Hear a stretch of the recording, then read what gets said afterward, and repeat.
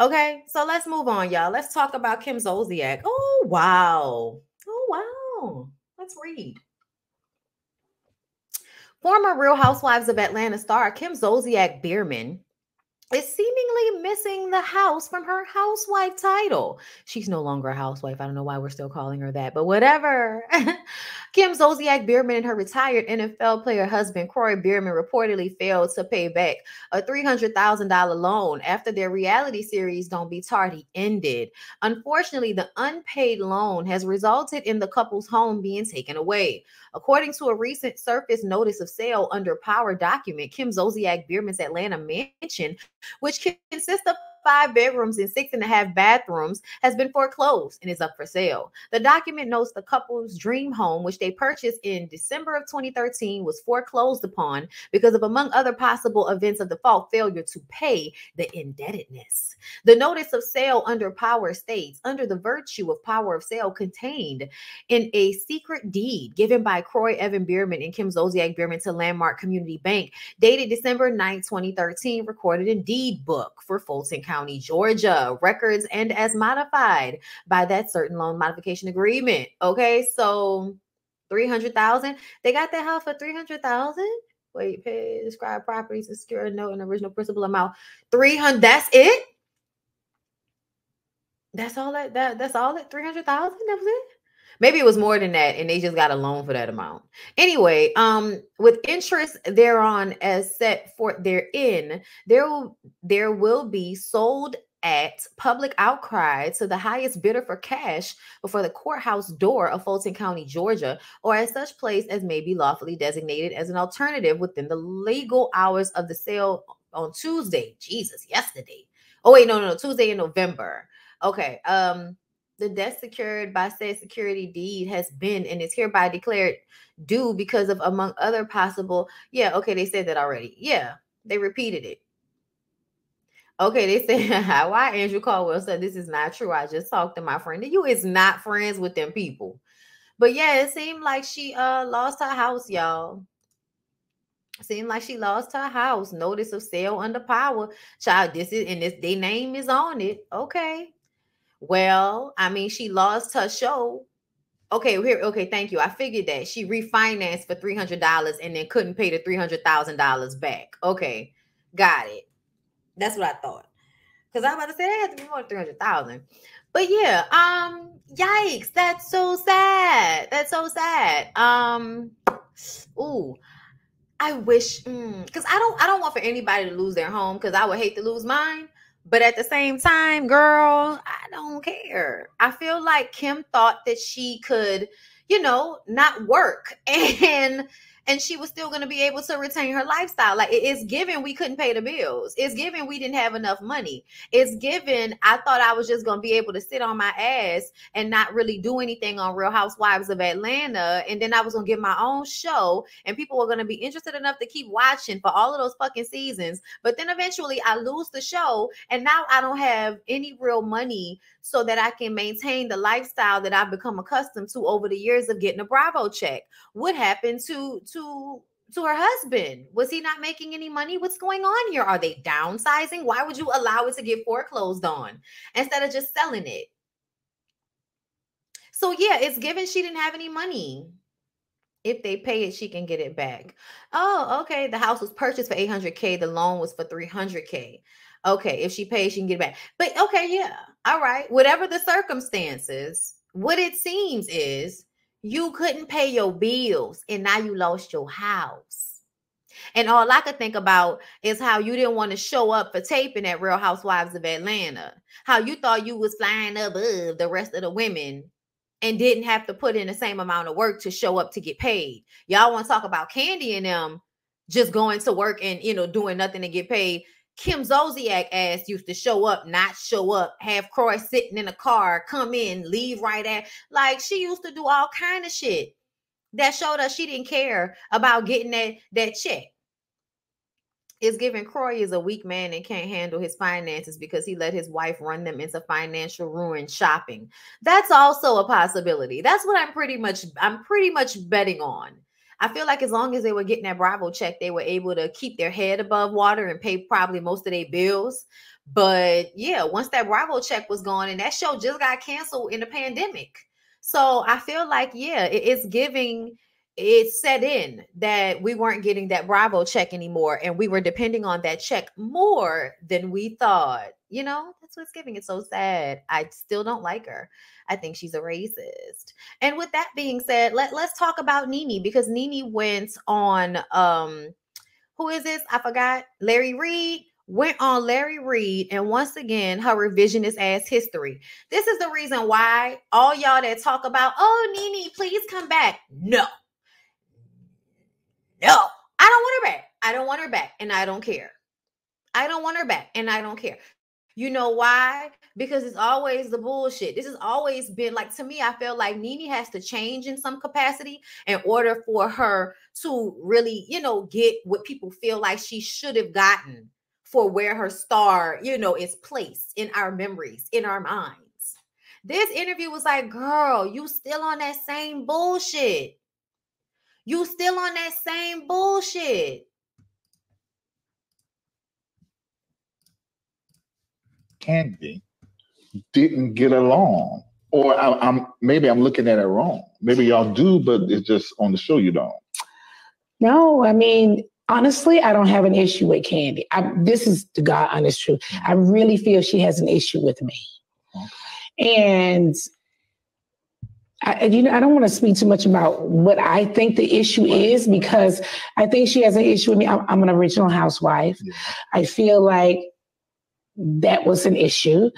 I feel like I was noticed a lot. You know, a lot of people, I'm not saying this, people say it all the time. When we think of the Real Housewives of Atlanta, we think of Nene. Yeah. And I think things like that didn't. Yeah, because when they think of girl groups from the 90s, they think of Kandi.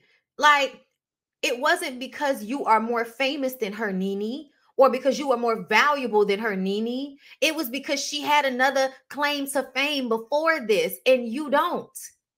Nene has always been very confused about her relationship with Kandi.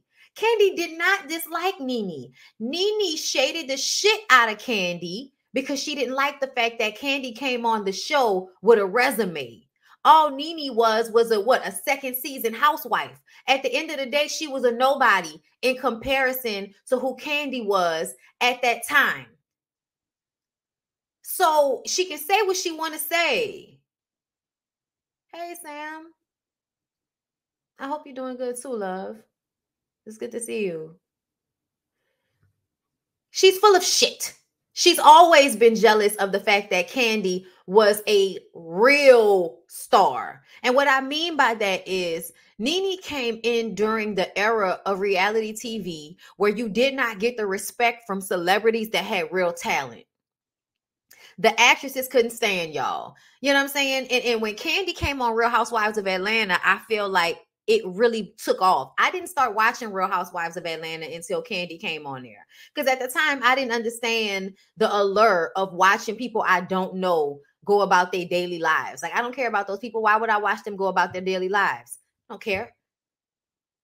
You know what I'm saying? And then it was like, Kandi's going to be on there. And it's like, oh, I love Kandi. I'll watch it because I want to see what Kandi's like.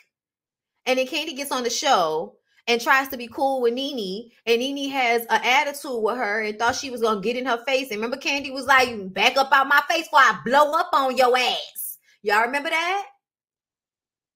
I'm sorry. Continue. Well with her. Because she is competitive. She's very competitive. Yeah. And I'm not competitive like that. I don't see the purpose.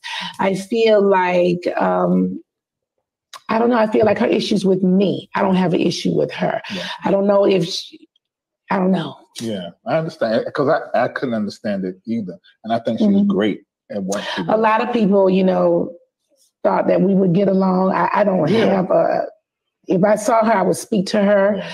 Yeah. I just don't think she likes my presence. BravoCon, were you invited? I was not invited. Hold on a minute. You were not invited to BravoCon at all. At all. Why would SEDURE she? Was invited. Phaedra doesn't have a lawsuit against the network. Why would she be invited? They, you know, the lawsuit is over, but essentially you sued them. Why would they invite you back?